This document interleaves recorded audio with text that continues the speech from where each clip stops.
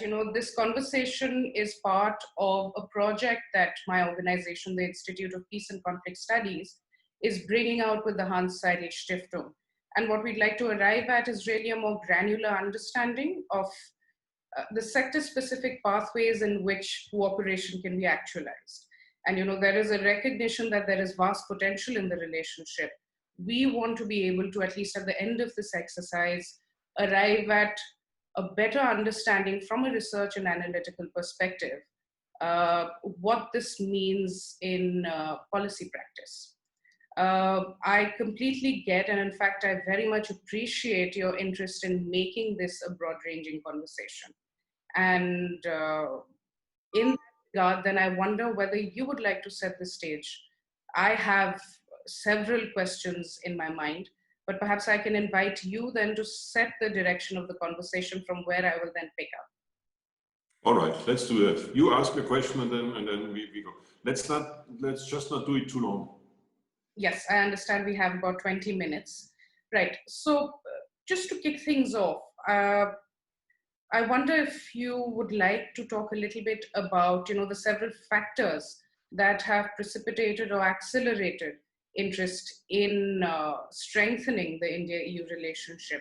And I wonder whether in particular you would be able to share your thoughts on, the diversification of priorities that we've seen. We know that earlier it was a more trade and investment focused discourse.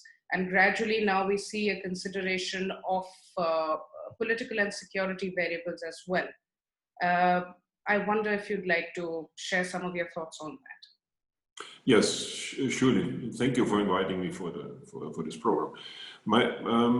I think you can't separate between politics and economy and the rest. I think the bilateral relationship is as a whole. Sometimes you focus a bit more. If you have a chancellor's visit here, then you focus more on the politics and on the economy. But during the rest of the year, we do also the exchange of students and scientists and the visa issue, and then human rights and there's a cultural exchange. So I wouldn't separate it. It's a continuum of all these relationships. What you might refer to is more the particular interest in the Indo-Pacific region during the last few weeks or months. And this comes from the publication of an Indo-Pacific strategy of the German government, not just the foreign ministry, but the German government, which means, indeed, what you say, more focus on political and economic developments in this area. And the area is a big area, and it comprises China, yes, but also a lot of other countries, including, of course, India. Now, this gave, of course, the impression that we would now more focus on maybe some of the aspects there. We do, but it is a continuation of things which we have done before. But the new point in it is indeed that we came to the conclusion, not from day one from one day to the other, but during the last few months, and might even say years, that the area where we're talking about is getting more and more important in world politics and in world economy.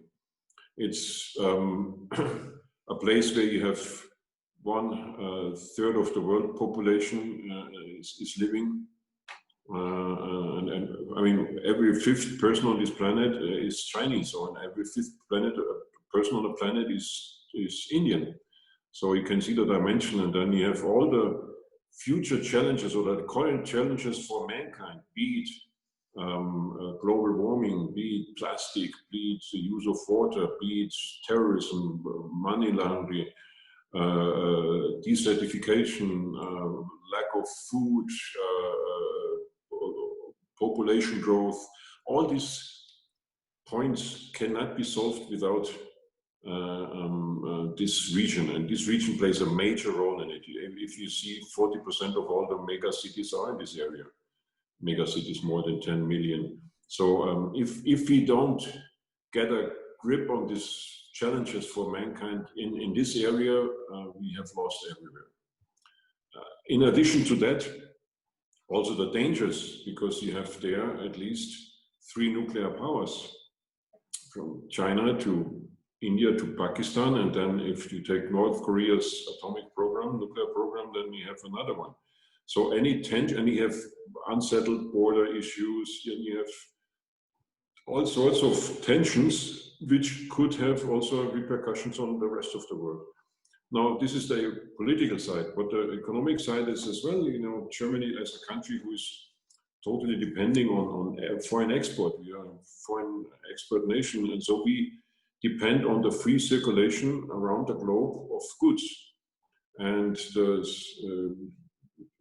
40% of the goods go through this area.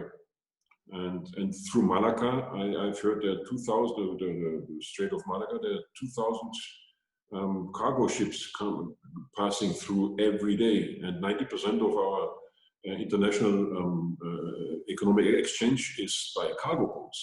So if there's a tension there, it has immediate repercussions on the world trade, and hence on German export statistics and on our jobs and this kind of thing. So that's why during the last month, years, the conviction has been growing that the area is more and more important for the rest of the world.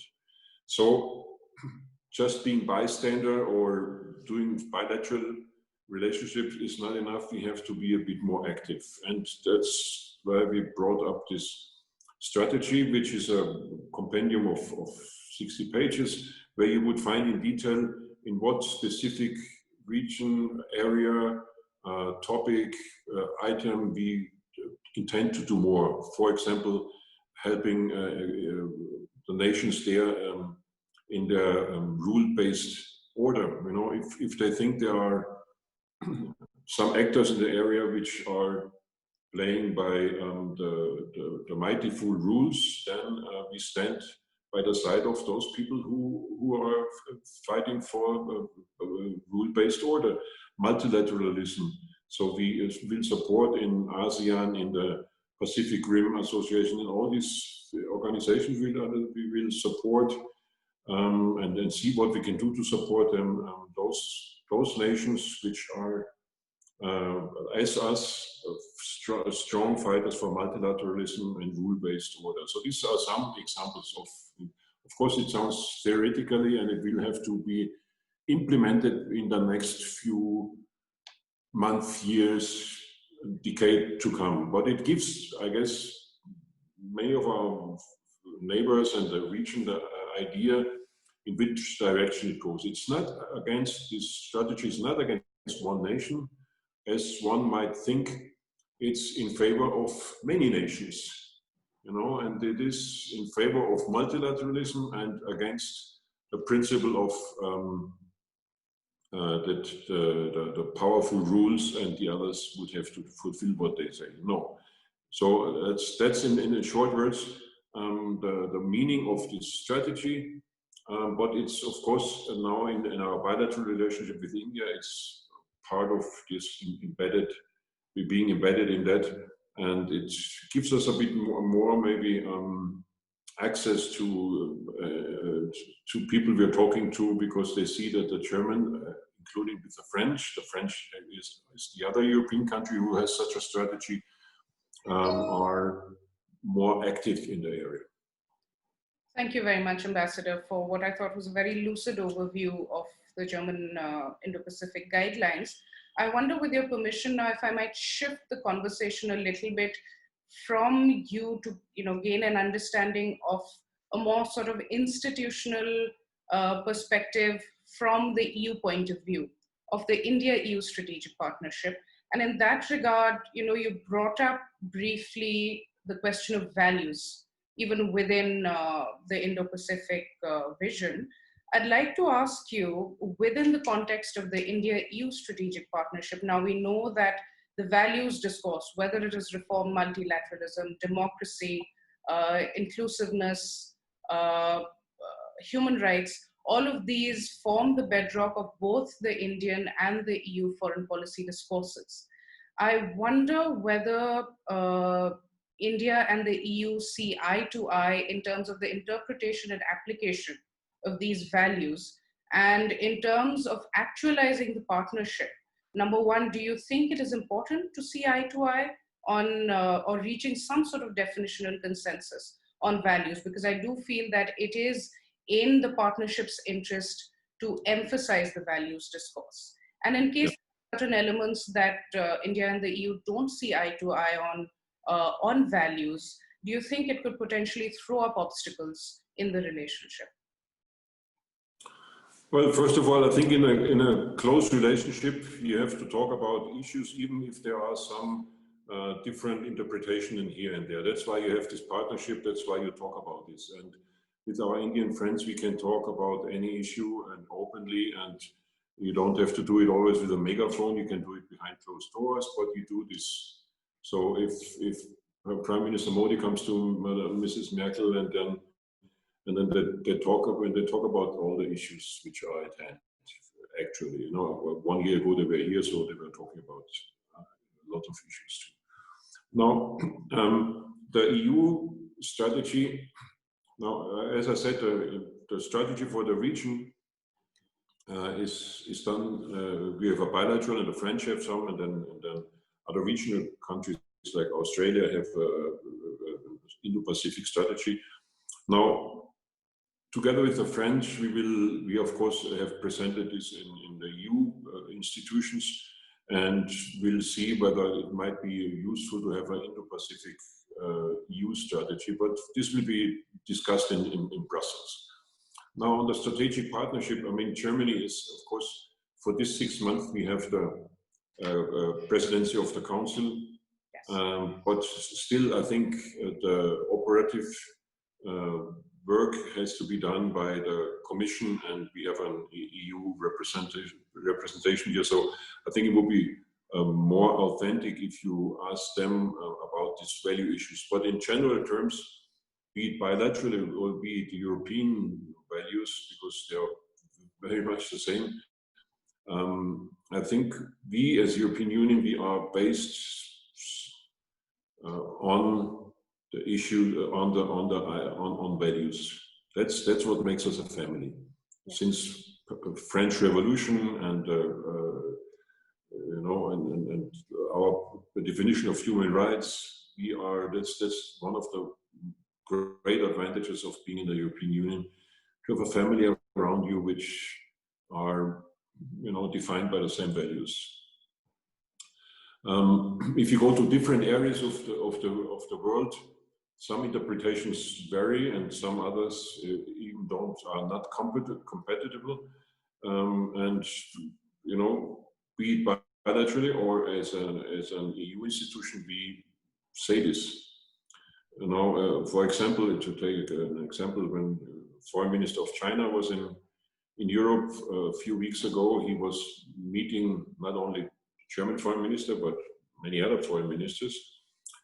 And as far as I understand, everyone has raised human rights issues. In Germany, Heiko Maas has done the same. And even so, the reaction is predictable, because the Codex said, of course, well, this is an internal issue, and you know, this is our sovereignty, so don't get involved in this. We say, you know, there are universal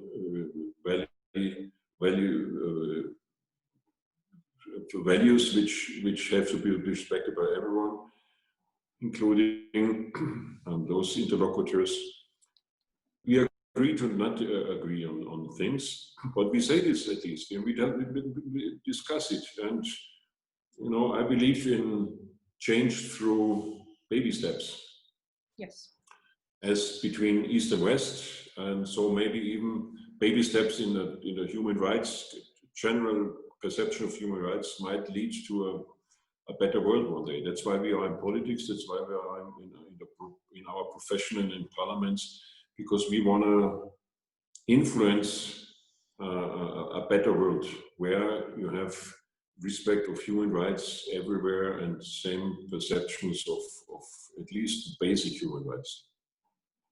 Thank you, Ambassador. Just to pick up from where you left off, I wonder if you could speak at all to how cohesive the view is within the EU of India's role in furthering the EU's foreign and security policy objectives within the framework of the India-EU partnership. There is a coherence and there is a common conviction that, and I see this in our discussions which we do monthly with our EU heads of mission, that we have a great common understanding of what is happening in the country and how we observe it. And this is, by the way, not only in India, but this is in the rest of the world, where we have our monthly meetings with our 27 colleagues. And there we can see whatever in Brussels in detail, we have some kind of hiccups. Outside, we have very, very often very similar interpretation of what we see in the country. Right. So then in terms of opportunities, perhaps even structural challenges, whether from a uniquely German perspective or from a EU perspective, entirely your call. And but one of the reasons we're doing this is because of the presidency of the Council that Germany is assuming until the end of this year. And we thought it would be relevant to speak to you also. So just an overview, if you will, of some of the opportunities and challenges that you might anticipate, whether you're working within the context of the Indo-Pacific or larger sort of norm shaping, perhaps even rule-making potential for the India-EU partnership. Yeah, I mean, the challenges are, let's say, the times at the moment are not only in India, German, Indo-Pacific context, but everywhere in the world are very challenging.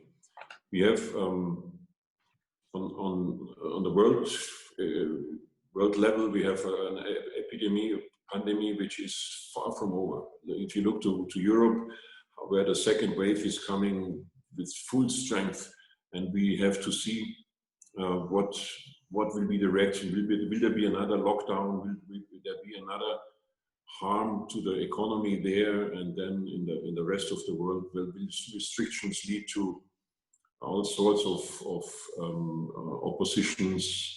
It's a very, very challenging situation for many of us, and difficult to predict, because we know we have the winter in Germany and Europe coming, and we don't know yet how things are. And if you know the Chancellor, how modest he usually is, and since it's the Hans-Seidel-Stiftung, if you see the Bavarian Minister President, how deliberate they usually are, and you see what's the language now. So it's really serious, and I follow this totally. I support this totally.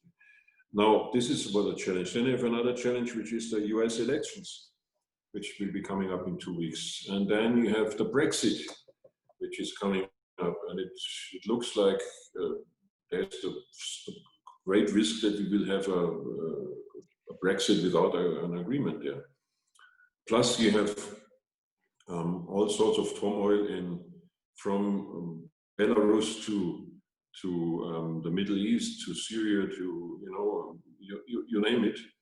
So there is a lot on the hands of these people. And in Europe, you have you have the refugee situation, you have the budget which has to be done in the European Union, and on the Indian side, you have the question marks on how the economic recovery will continue, how this relationship with China and with Pakistan is continuing.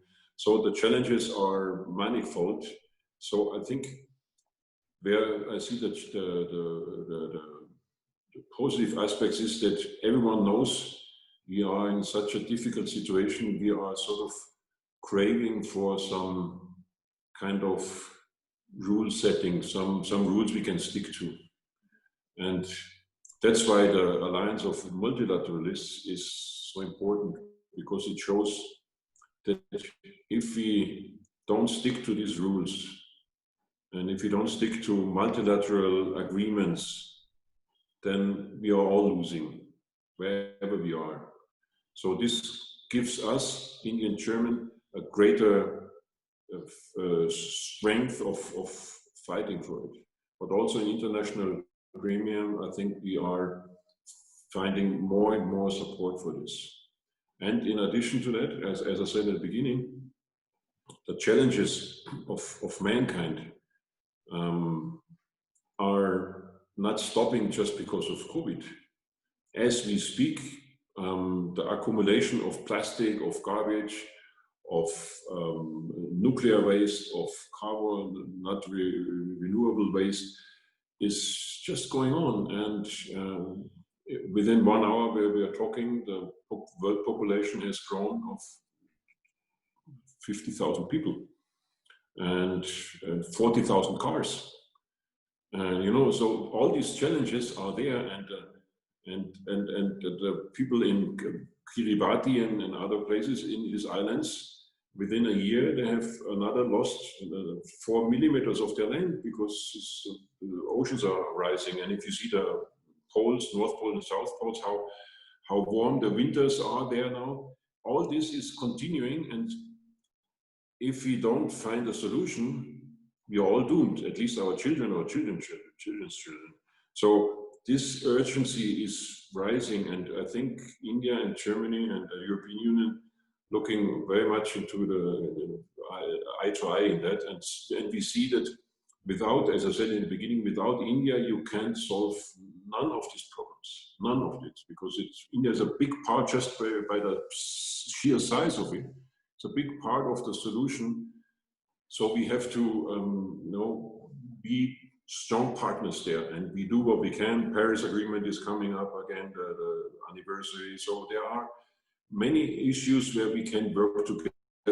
Reform of the Security Council, reform of other international institutions, WHO and others. So we are you know, even stronger partners in this crisis, because we have seen that the need for acting together.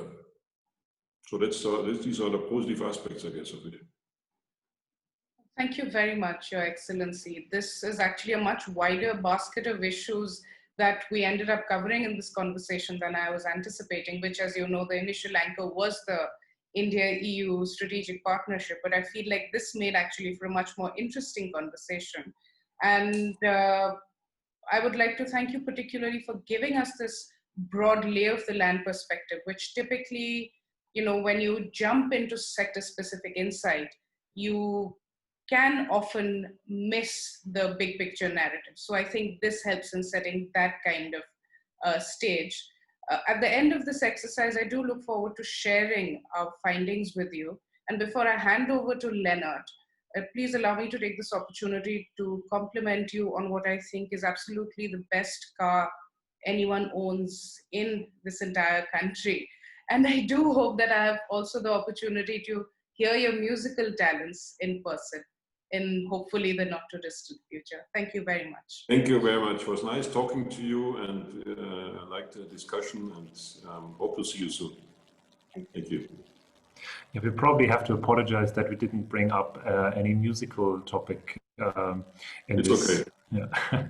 But I personally also take the optimism from your input and hope that all these challenges will be tackled by the EU and India together, because as you said, we need to be strong partners. And if we work together, yeah, I think we all can be a bit more optimistic. Yes.